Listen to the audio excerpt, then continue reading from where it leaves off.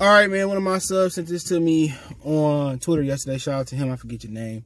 But apparently the Lions have moved up 4 spots to the number 7 spot in the NFL draft, 2021 draft. And they can go as high as number 3. Let's talk about the scenarios. Hit that subscribe button, bell icon button, share the video. Check out Detroit Lions Talk playlist. I might go live tonight. Talk a little bit of Lions and Urban Myers. But also the Pistons playing tonight. So maybe I won't. Maybe I'll wait till tomorrow. But hey, check out Detroit Lions Talk playlist. Hit that subscribe button, bell icon button. You want to keep supporting the channel. Check out the channel, All Good for Sports TV, right here on YouTube. And but yeah, man, the teams they fighting with is Houston, who pick is owned by the Dolphins, which that was a nasty trade for Larry Tunsil. He ain't even worth the food stamp, to be honest, at left tackle. And then you got a situation where Atlanta, the Bengals.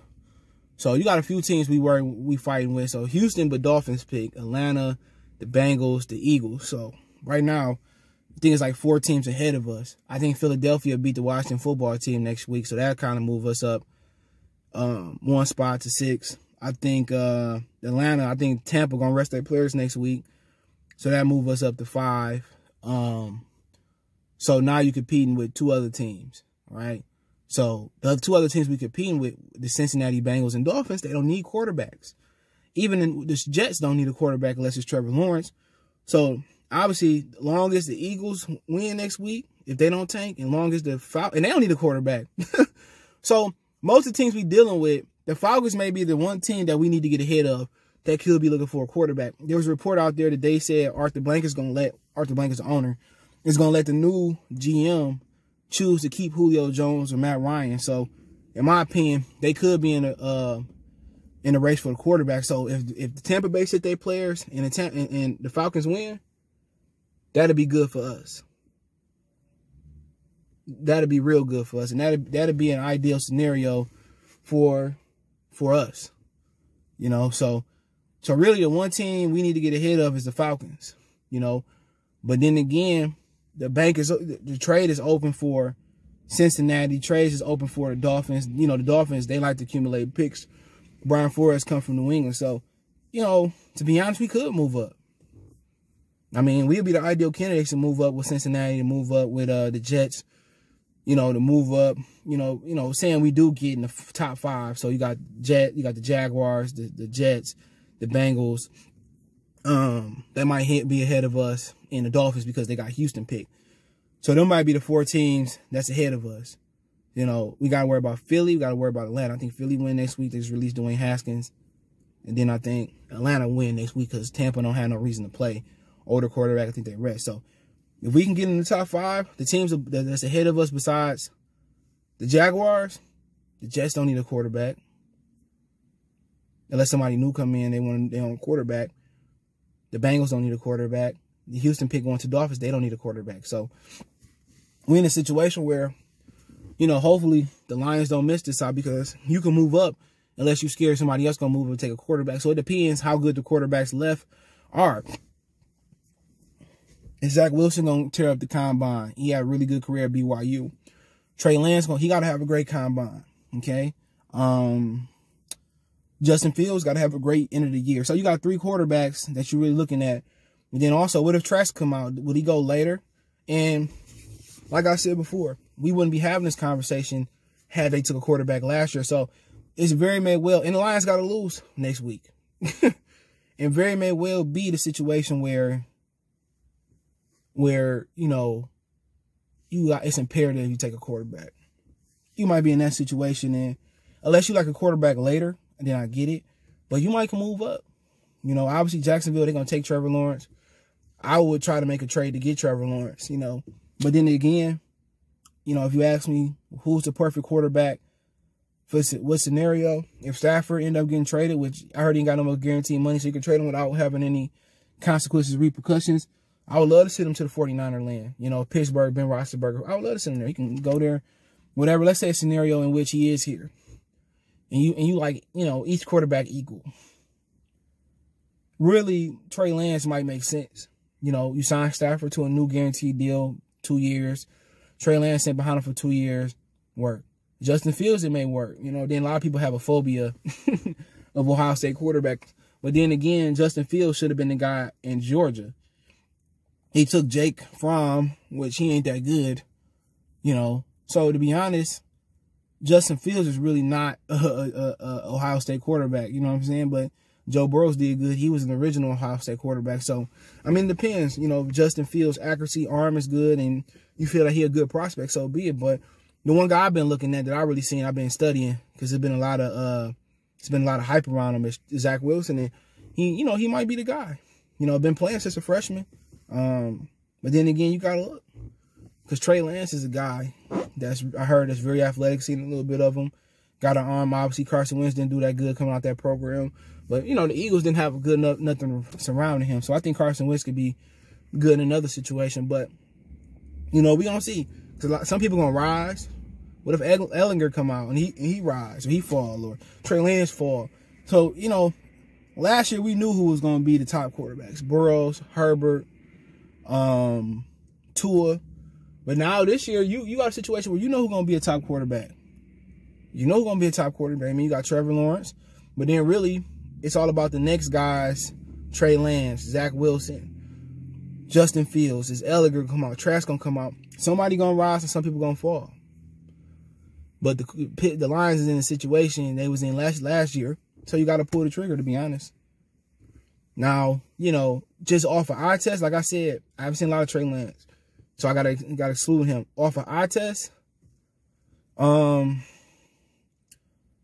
seen a lot of Justin Fields. I've seen a little bit of Zach Wilson. So if it's just between them two, I just can't let go of that Ohio State situation.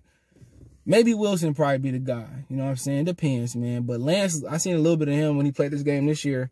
He athletic, you know. But in a scenario in which Stafford doesn't return, Jameis Winston, Haskins, Garoppolo, Jacoby Brissett, Cam Newton, maybe one of those guys come in and play or back up the new guy. But first thing I gotta do is get rid of Chase Daniels.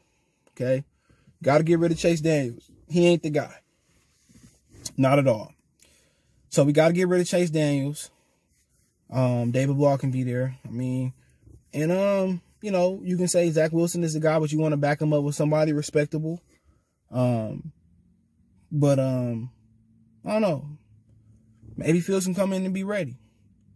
The only reason I'm really kind of not really concerned about Fields is because he was a SEC quarterback. I think he could have took Georgia to the next level. But I also like Trask as well, too, a little bit. Even though I like his backup a lot better. But, you know, it's going to be in the event that you pick the wrong quarterback. And next year, you are in the same situation. Let's say they stick with Chase Daniels and David Ball, and somehow the rookie don't do good, and you got the #1 pick next year. You know, and you got another blue chip quarterback coming on that you feel good. You can take him.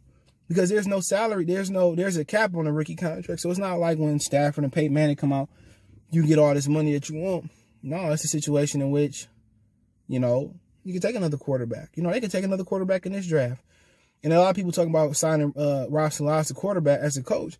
My whole thing is, I'm not giving up no 2 third round draft picks for him. We only got 5 picks this year. So to be honest, you might have to get Kenny Galladay to sign his franchise tender if you can, and flip him. You might trade some of these dudes for picks, some of these old New England guys, and just eat the money. See if you get a 3rd round pick for Trey Flowers. You know what I'm saying? See if you can trade Jamie Collins and get a 4th or 5th round pick. See if you can trade Stafford and get a 2nd round pick. So to be honest, they got to take some of these physical assets, these asset players they got. And if you're going to get Rob Saleh, you got to turn them into draft picks. So maybe you tell 49ers, fuck the 2 3rd round draft picks. You know, we give us Robert Saleh without the 2 3rd round draft picks. We'll give you Matthew Stafford. You know, so that is the scenario. But to be honest, let's say you get there, and let's say you get the 4th or 5th pick, whatever it was, right? And some people move up and get quarterbacks, and maybe you got one you don't like so much, Lance or Fields or Wilson.